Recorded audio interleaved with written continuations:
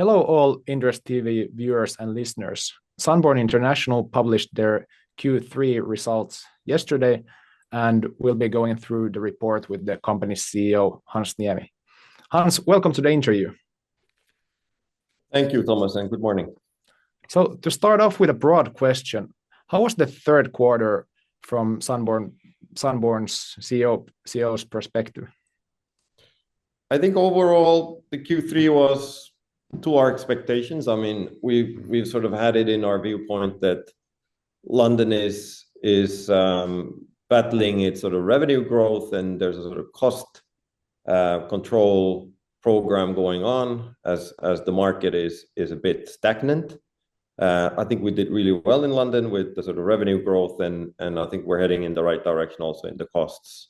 And Gibraltar, as expected, is continuing its very good performance. So this is now the fourth consecutive quarter of double-digit growth in both revenue and EBITDA, and so that's really heading in the right direction, and we have good expectations for the last quarter and next year as well, continuing in the same way. Yes. From an analyst perspective, what really stuck out to me was the high growth in ADRs, which drove the growth in RevPAR. So how have you been able to increase your ADRs so much? Well, I think it's the seasonality of the market, and also the sort of macro situation playing out. The corporate market seems to be quite robust, especially in Gibraltar. So I think we saw in the Q3 the corporate market going up almost, I think, 25% or even more. We have some tour operators coming back to the Gibraltar market, and that went up as well. And so perhaps at the expense of the leisure market and the MICE market. And in London, in the third quarter, we had one of the sort of largest shows of the year, the DSCI, the Defense Show International, which took place in September. And so that really heightened our ADRs in September versus last year, because that's a biannual event. It doesn't happen every year. Yeah. And so that's the biggest impact in terms of the ADR in London. Yeah. If we dig a bit deeper on London, you had strong revenue growth there, I guess, driven by this defense event, but some cost pressures, right? Yeah, I mean, the inflation in the UK is still continuing to impact the profitability lines, and so that's kind of where the management is really focusing on managing your cost of goods sold and managing your salary levels. And of course, on the revenue side, you need to be very careful in yielding your prices and making sure that you're efficient in terms of your occupancy and RevPARs. But I think the management is doing a fantastic job, and comparing to our comp set in the East London area for the London hotel, we're still overperforming all of the comp set. So vis-a-vis the rest of the market, we're doing really well, and in terms of our own budgets and whatnot, we're pretty much exactly where we thought that we would be. We're hoping that the cost lines are going to improve, and that's what we're working on. So we'll see gradual, hopefully positive development in the cost lines over the next quarters. Yes, and I can imagine the cost pressures you're facing aren't specific to you. It affects the whole comp set in London, right? Yeah, it's the whole of the hospitality market, and the services industry is being impacted by this. So, and it's good to know that you always have to compare your performance to the others in your same industry and the same segment and the comp set. And so that's kind of where we take the strength of that. We're heading in the right way, vis-a-vis the comp set as well. Yeah, but if we move on to the Gibraltar hotel, what's behind the strong development of this hotel? Well, I think that the Gibraltar market is robustly rebounding after the pandemic. It just took that market a lot longer than many other markets that we've been active in. And so that's really had a very clear pivot since the fourth quarter of last year. And we're continuing to see the sort of pre-bookings developing in that same fashion. So the expectation still is that that's going to continue for the foreseeable future. There's still some way to go so that we get back to the sort of development trend that we had prior to the pandemic. And so that is perhaps to say that there's upside in that market. And I think over the next 2026, whole annual plan for us is to keep on developing the revenue, which is definitely happening, and then making sure that we're as efficient and well-performing as possible. So I think there's a lot of low-hanging fruit still there, that, you know, this isn't a finely tuned machine yet, and so we have a long way to go, and we think that we can add some EBITDA in that business over the next quarters and year. Yeah, because compared to a lot of markets, the recovery post-pandemic has been rather slow in Gibraltar. So do you see that the market could still get back to those pre-COVID levels? I think it can get back to the pre-COVID levels, and I think we can go well beyond it, considering what's happening in the jurisdiction. We've talked about in some of the previous reporting about the border treaty between Spain and Gibraltar, and I think that's going to be a major impactor for all the businesses and citizens of Gibraltar and the surrounding area, because that's probably the largest historical shift in the way that jurisdiction operates in decades, if not a longer period of time. And so what that border treaty is hopefully going to do for the jurisdiction is remove the border, in a sense that we become part of the sort of customs area, and the border is de facto removed, which means for us that over the next year, once hopefully this is going to be implemented gradually, probably not in a sort of one get-go, but it's going to happen gradually over the next year.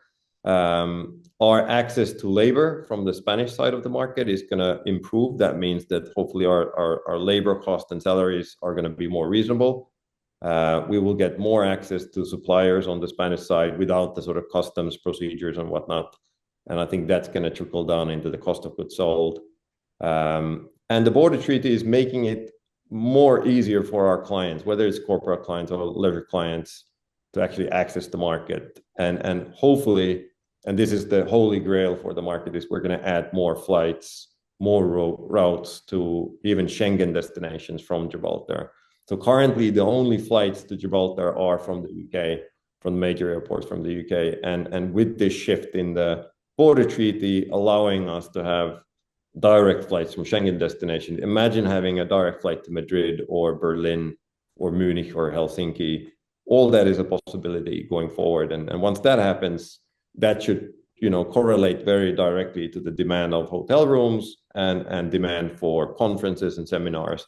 And I think in the backdrop of the border treaty already being in the implementation phase, that's had a positive impact into people's perception of the accessibility and Gibraltar as a place where you can do business, you can live, and so accessibility is everything these days. And so we're already seeing the impact of that. And I think the uplift in the corporate segment, which is really, really robustly increasing year on year and quarter by quarter, is an indication that businesses are getting confidence in investing more and having more of a presence in Gibraltar. And we're very much a corporate conference hotel as much as we are as a leisure destination. So that's kind of where I see the growth is coming over the last quarters, and that's where I see the biggest growth coming in the future as well. And I think the overall sort of outlook for the jurisdiction is very, very good. Yeah, it sounds like due to Brexit, there was quite a market disturbance in Gibraltar that coincided somewhat with the corona pandemic that has affected the recovery of this hospitality sector. Yeah, and nobody's denying that it has been a tough, multiple years going back with Brexit, with the pandemic, in a small jurisdiction that doesn't have necessarily all the benefits of a larger country and a more sizable volume of clients. So it's been a sort of laboratory setting of how this works in terms of disruptions to the market, and we're very, very glad that we're out of that rut right now, and I think that's visible with all the parameters and key performance indicators in that business. Yeah. Moving on to your balance sheet, you have a couple of larger loans coming due and some well, refinancing you'll have to take care of for both the Gibraltar and the London yacht hotels. So how are you thinking about, well, refinancing the balance sheet currently? Well, I mean, one of the instigators for the company's decision to go public was that since we have, large international project where we need to raise funding, both equity and sort of debt capital to, oversee those projects, but also on the other side of it, we have existing assets which are movable. The whole point of the asset base is that they can be moved over time to time to optimize the performance of our assets. And so having the bond structures in place has been a very workable solution for the company over the last years with sort of bullet type instruments that you can roll over, you can refinance, you can have repayment programs behind them. And so one of the instigators for the listing was also to strengthen our ability to raise funding in the public markets. And as opposed to doing sort of ring-fenced, singular SPV type of structures and bonds in them, we can launch products at the listed company level. And that's kind of what we've been working on. So we've been looking at different opportunities and options for how does the existing portfolio financing work and how is the new portfolio of new assets that we're going to be building, how are we financing all of that? And so one of the ideas was that we've explored is that we're going to launch a sort of larger bond size, combining all of the existing assets and perhaps even piggyback into some of the new assets as well. But because one of the strategies of the company is to keep the flexibility, and over the next years, we are planning to relocate both London and we're planning to relocate Gibraltar with a replacement vessel for both of these products. So we're very carefully looking at the different type of financial structures that are available to us to make sure that we have all the flexibility that we need. And so the current program is to look at a sort of shorter period of bridge financing solution in Gibraltar, that allows the flexibility to us to pursue the strategy of a future relocation and replacement of that vessel. And then in London, we're probably looking at launching another sort of bond structure, but at the listed company level. And in both of these cases, we're aiming at reducing our cost levels in terms of the debt servicing and using the listed company's balance sheet and capital stack as further reinforcing our, optimization of the debt pricing. And so that's what we're doing. And so we've had multiple different options on the table for Gibraltar's refinancing. And the ultimate goal is to do our transaction that we've disclosed to the market, that we signed a joint venture deal with our Singapore and Chinese partners. And so eventually that's the number one strategy for the company. And in the meantime, we need to have a sort of liquid and going concern financing in the balance sheet. And that's what we're doing right now. Yeah. Am I correct to assume that financing would be more accessible and at better terms at the corporate level compared to, well, single asset specific financing? Yeah, I think that's correct. So I think portfolio financing typically is spreading your risk for both the lender and the borrower. And of course, if you only have two assets, you can't really call that it's not a portfolio per se. But that's where we're headed. So imagine in some years' time, we'll have 5 or 6 assets in the balance sheet. We'll have a very different type of financial structure. And it doesn't necessarily make sense to have individual SPV type ring fences. And so once you start combining the cash flow of all of the assets, and so you're increasing your debt service capability, you're reducing the risk for the lenders.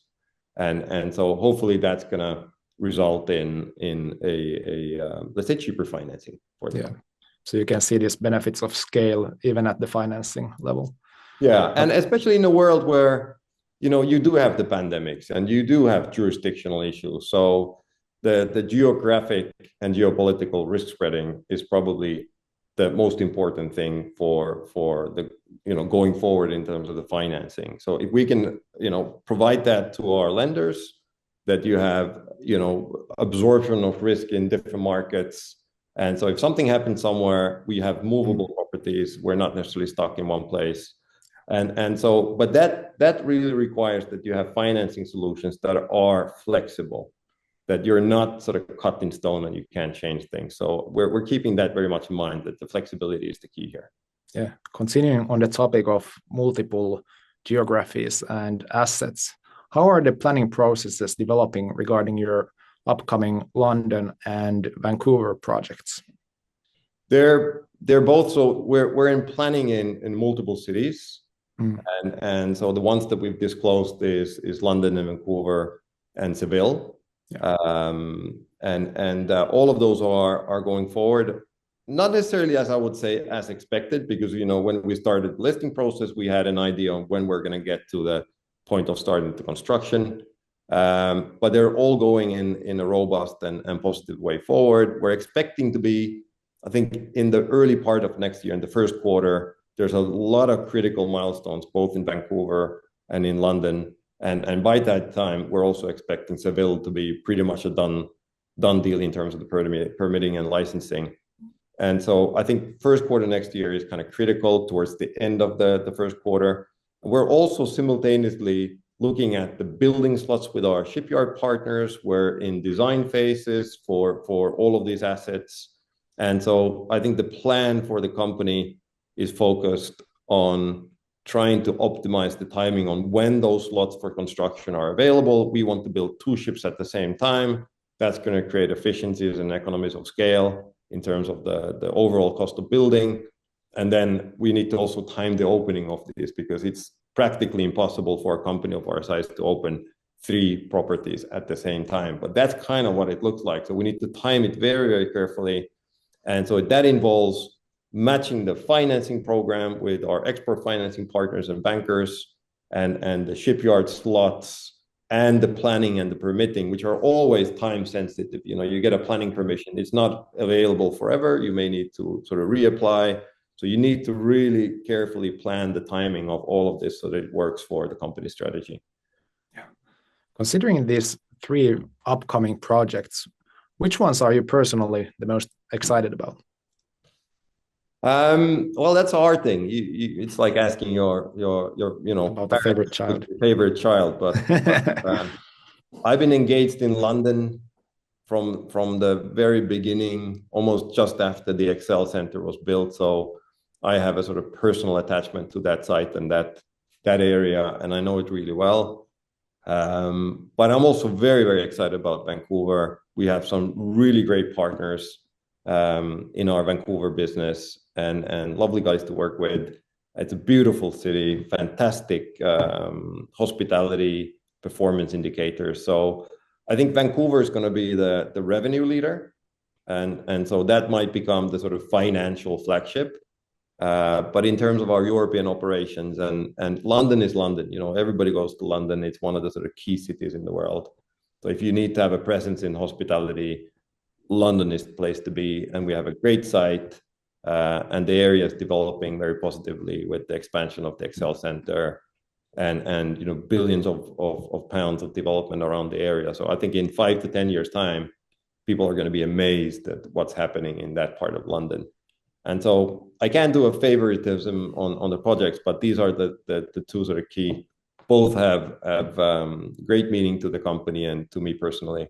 And then Seville is something that I also am very excited about. And even though it's a relocation project, that's a great city. It's one of the foremost growing hospitality cities in Spain. And I think looking at the development pipeline of different hoteliers, who's going in there, who's building new properties, it seems to be a real hotspot for the Spanish market. So they're all exciting cities. And let's remember that this is the sort of plan A of the company. So over gradually the next quarters and years, we will be announcing new projects that we're working on.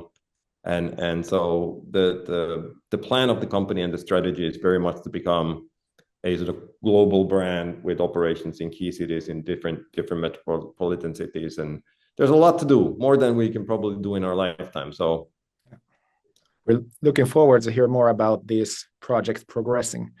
But thank you, Hans, for the interview, and have a nice fall. Thank you. Thanks, Thomas.